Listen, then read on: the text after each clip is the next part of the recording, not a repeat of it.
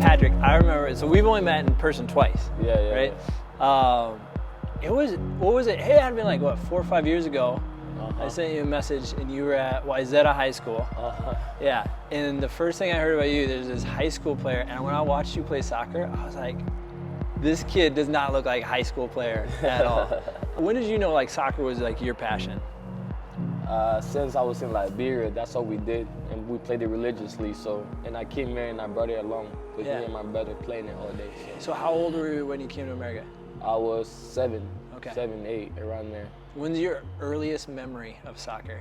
My earliest memory of soccer, my mom used to make a joke about me being in her stomach kicking a lot. So like she said, I used to be joking with enzymes and proteins in my belly. So.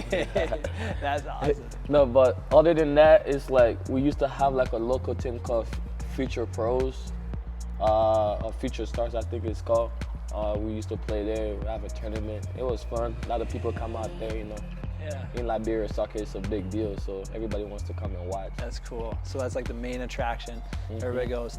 So you get here, well, the plan all the time was go pro, right? Yeah, it was since I was little, I was gonna go pro, yeah.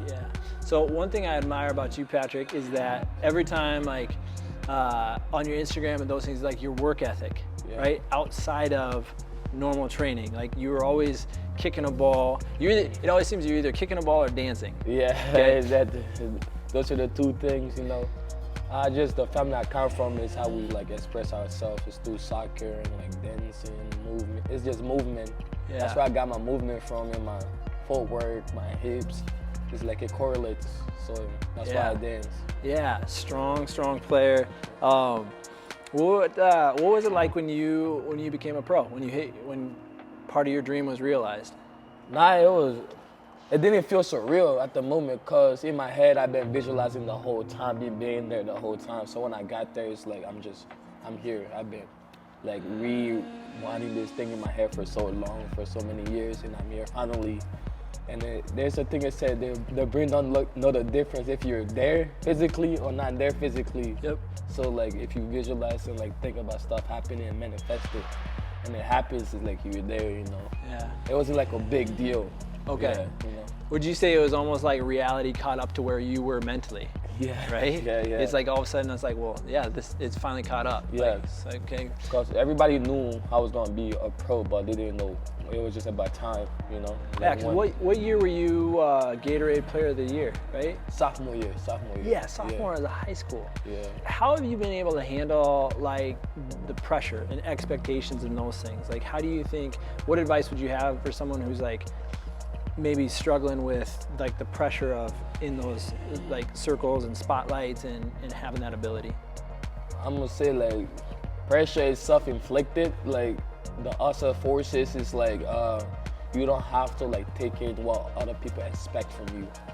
So your expectations should come within yourself. That's good. You know, like do not take the outside pressure like, oh, then their expectation, I have to meet it. No, it's not that. You gotta set your own expectation for yourself. So yeah, dude. So there's no such a thing as pressure. So yeah, that's good. And how old are you right now? 18. Oof. Yeah, there you go. So trajectory. What's the next goal for you? The next goal for me is to so in 2 years there's a U20 World Cup coming up for the men's U20 national team. I want to be part of that, playing that game, playing that tournament. Obviously it's going to be a big step, and it's going to take a lot of hard work. I'm just coming from an injury now, so like it's going to be even harder. So like keep working and going to get there. So yeah, speaking of injuries, like what was your, like how quick, I think I kind of know the answer, but how quick was your mindset and turnaround, like when you said, okay, this injury happened, right, ACL, what was how quick did you turn around, like how did you use that for good? Nah, cause for me, whenever something happens to me, I said that's life testing you, like, okay, this happens, good things happen to this, bad things happen to this, good things, so another good thing can fall in place. So I just use it as an example, like, you got hurt, so like, let's go to work now. Don't stay down and cry and feel sorry for yourself, because that just gonna slow you down mentally too. It's like, because mentally, like mental part is the big part of soccer, and like it's just like a professional life and career. Yeah. Outside of soccer, it don't have to be soccer. It's just mentally you gotta be strong. Yeah, that's awesome. Yeah. Dude, I appreciate that. So let's talk about first chiropractic adjustment a few weeks ago. Yes. You don't have to say I'm the best. You're the best. Well, what was it like for you getting adjusted for like, it's been a while, right? I think you've been adjusted a long time ago, maybe? Yeah, good question. That's been like 3 years since I got adjusted. Everything I felt loose. Like I felt like a brand new baby, like just fresh out the womb, you know? I just felt fresh, and like I had a little bit of neck pain, but now like my neck mobility, like I could like, you know, do that, look both ways. Cause especially with Danny, Pure Vida, he needs to skin a lot, so yeah. And then just that neck movement, my body felt good. I was walking better, so.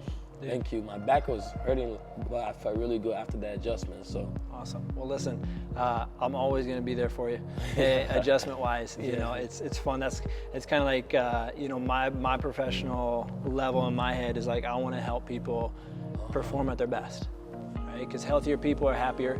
Yeah. Happier people get more stuff done. Yeah. You know, so that's like that's kind of how I see contributing. So let's get you adjusted, and then you get off to train.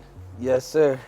Most chiropractors, they just adjust the same thing every time. Yeah. So it's like, for me, it's way too cookie cutter. Like if you were to do the same training all the time, you'd never get better. No, yeah. So when we go in here and we're checking things, I'm looking for what's changed from you last time, because like Danny or like you remember like almost probably every goal you scored, you know? And so when I adjust people, I almost have like a photographic memory. So as I go in, like last time you were a little lower through here, now it's up a little bit higher. Yeah. So that came from a lot of pull-ups. Yeah, thank God. Yes, sir. Appreciate you, Dr. Jeff. Yeah, absolutely. Appreciate you, Patrick. Man, Dr. Jeff is the best in the business, man. I can't work with him, I got